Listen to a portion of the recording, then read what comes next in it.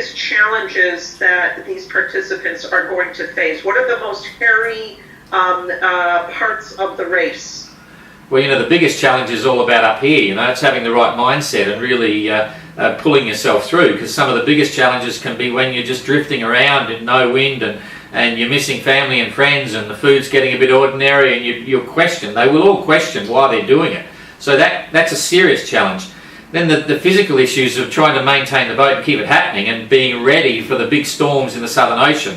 A lot of people will be thinking right now that, it's Cape Horn and it's going to be really, incredibly difficult and so on. I've got to tell you, it's not Cape Horn. It's actually the very first entry into the Southern Ocean that's going to be the most serious challenge for the entire race. So when they sail down underneath Cape Town, they're entering the Southern Ocean in the later parts of winter, and the shock and the storms and just being down there for the first time for many of them will be a real eye-opener. So, from an organiser's perspective and from the small experience I've had in the Southern Ocean, I think they'll all be, I'll certainly be happy to see them all past Tasmania and carry on towards the Horn.